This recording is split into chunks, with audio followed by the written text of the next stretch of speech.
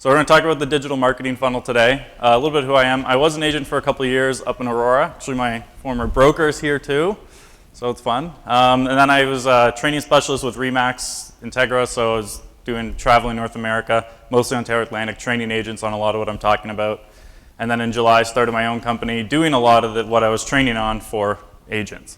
So that's where I am now. So a lot of what I'm talking about is either I learned from doing it when I was an agent or doing it on behalf of my clients now. So a lot of this is tested in real estate now. So the digital marketing funnel actually looks a lot like your regular sales funnel would have been. It's just you're adding a bit onto it. You're adding another step. And there's a lot that can go into it.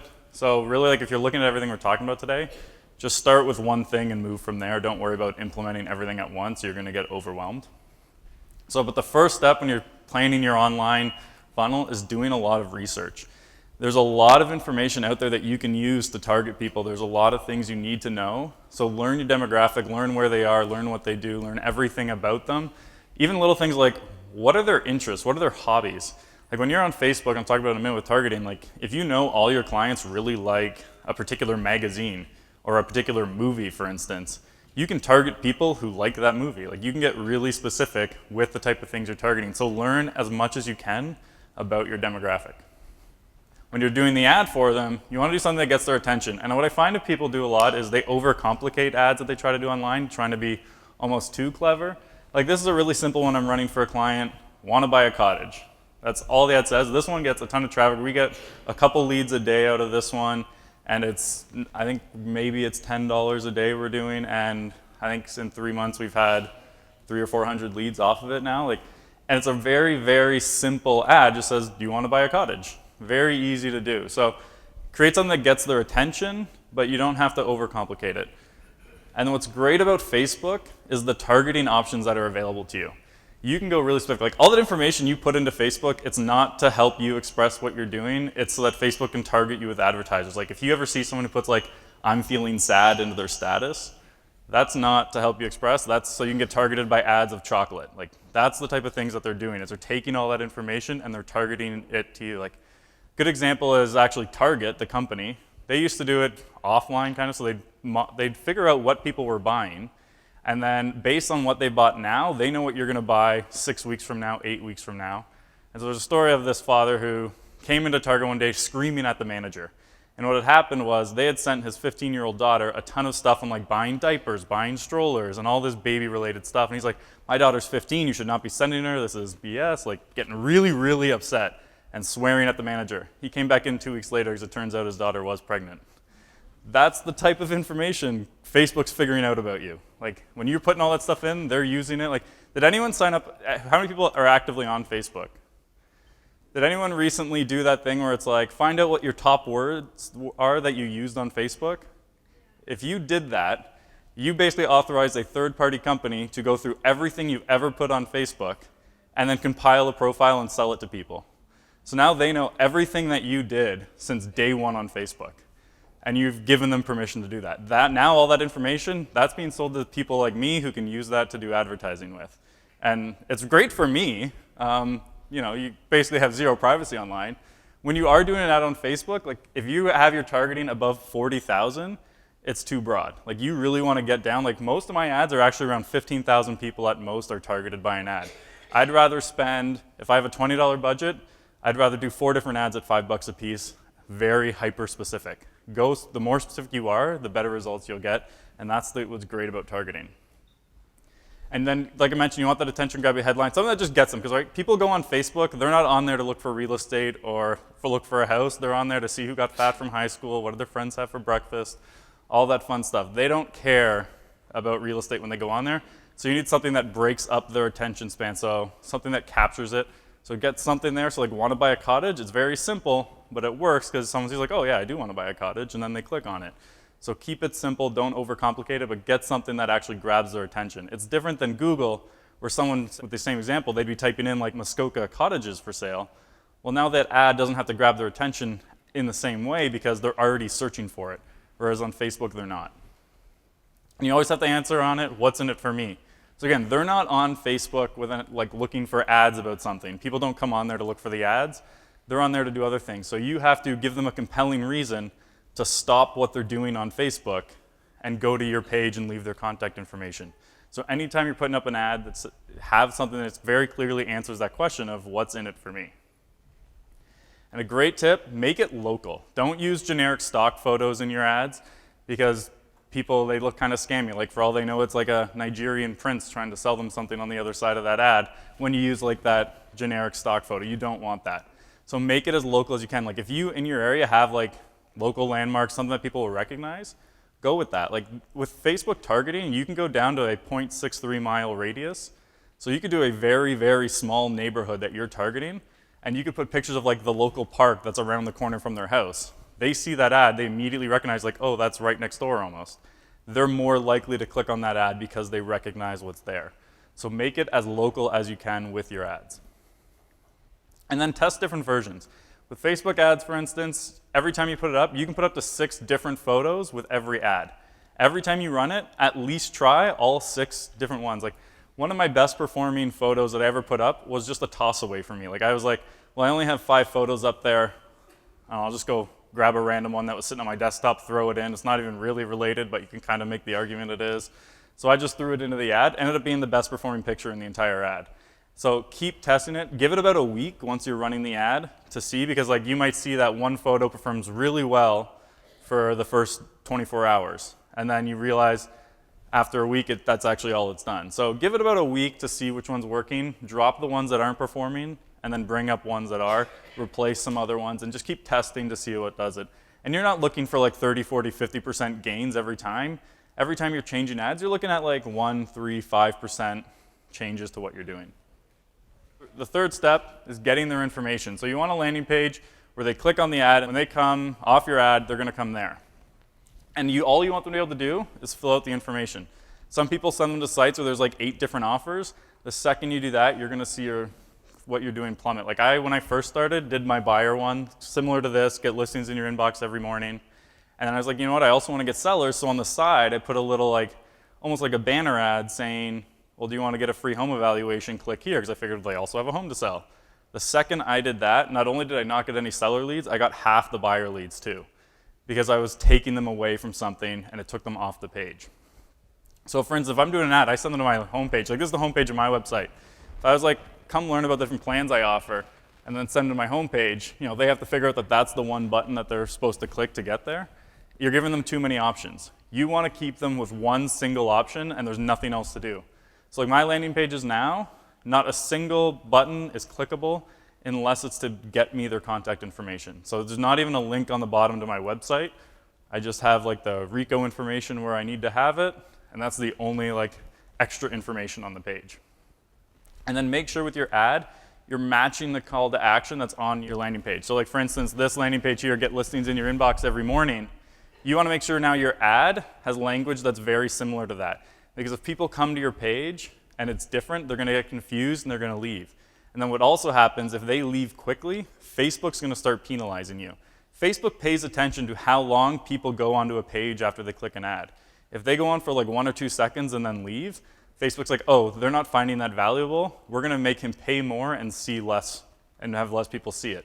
So Facebook wants it to be valuable. So you have to make it so that there's actually a point for getting there. And the best way to do that is make sure that when they click on that ad, they're getting exactly what they asked for. So that's why you want to make sure if you ever have different pages, you create different ads to send them there that really match it. And there's retargeting. This is a really fun one to do. Okay, it's fun for a nerd like me. But basically what you can do is, if someone comes to my website, so for instance, any of you guys ever come to my website, right away, you're going to get hit by what's called the Facebook conversion pixel. You don't know what's there, but it basically tags your computer. And now you go back to Facebook, you're going to start seeing my ads. And so it like how many of you guys shop on Amazon? A few? So have you ever looked at a product, gone onto Facebook or another site, and you saw an ad for that product you were just looking at? That's not a happy coincidence. That's retargeting that they're doing. And that's the type of things you can do. Like, have you ever had that kind of pain in the butt seller who's just like, I never see ads for my property. Like, what are you actually doing to advertise it? Well, you can actually set it up so that they send them to one page on your site, and now when they go to Facebook, they're going to be inundated with ads about their property, but they're the only one seeing it. So it makes you look like you're doing a ton, but maybe you found that there's other methods that are better. But at least now your seller is like, oh, I see that my home everywhere being advertised. The other side of it, you can also do it with email addresses.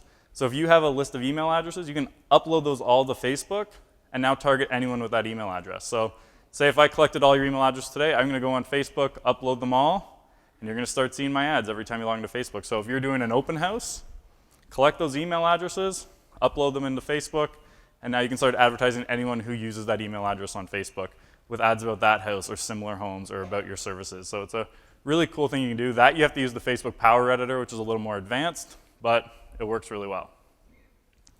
And then when you actually get the lead, this is actually the hardest part, is nurturing the lead, because online, for one, it's mostly buyers. You can get sellers, but it is mostly buyers online. But they're on average about 12 to 18 months away from buying, which means you have to have a system in place to stay in touch with them for at least a year normally. Like I remember one of the last deals I did before I stopped selling was one of the first leads I ever got. It was a couple years of following up with them and following up with them and following up with them until they eventually closed. And so online leads, if you're looking at kind of conversion rates, a self-reported industry average is closing about 2% of online leads. When they've actually done studies and it's not self-reported, that's actually closer to 0.5%. So most people are not closing online leads. Jeff mentioned some of the reasons. I'll go back over them. Just try to aim for about 10% of your online leads you're going to close. That's for instance, there's a company in the States called Redfin, if you guys have heard of them. Their average agents close about 10% of their online leads. The ones below that, they fire. And then the top agents are at about 20% of their online leads. But aim for 10. So just keep trying new things until you can get that up there. 5% though is still pretty good. So don't worry too much. And then it depends on the type of traffic, but that's something we can talk about more in the breakout, is type of traffic converting compared to other traffic. Response time, one of the most important things when you get an online lead. Most people, they're just going to pick the first agent who gets back to them.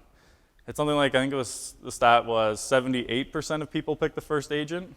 I mean, it could be give or take a couple percent there, but that many people, it's just the first person who gets to them. So, and if you think about it, I'm going to go on and say Realtor.ca, for example. I'm going to see 4 or 5 houses in my price range. I'm going to open up 4 or 5 tabs for those homes, click more information on all of them. Now that's 4 or 5 different agents all getting the same lead. Best way to get it is to be the first one to get to them. So you got to really consider speed when you're doing these. I know there's a team in Ottawa, there's 3 of them. They all get every lead that comes in, and it's just the first one to get to it is what they want. So for instance, it comes in 1 minute, someone picks up the phone and calls, and then the second minute they have to go to update the CRM that they've been contacted. Well, then the other one might not have checked yet, and now they've been contacted twice. They'd rather over-contact the lead quickly than not have them contacted in the first 5 minutes. And their average response time is about 2.5 minutes now, and they actually do a lot of business that way. And make sure you're personalizing it, so say their name so they know it's not canned.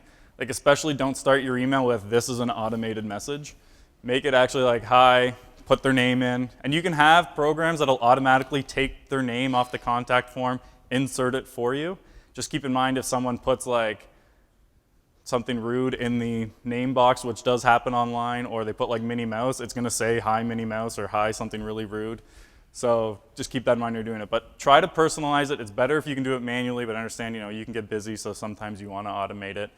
If you can do video where you can get on video and say their name, it's going to be even better. But make sure and reference their situation. So if they're "Hey, I'm looking for a bungalow in this area," don't come on and be "Hey, why don't I send you a list of all the homes for sale in Mississauga?" No, talk about "Okay, I'll help you find that bungalow in that area you're looking for." Make sure you're being specific and referencing their situation. And then be really sincere about it and be brief. Brief is probably the most important part, especially that first contact. When they send you an email, they're "Hey, I saw this listing online. I want to go see it."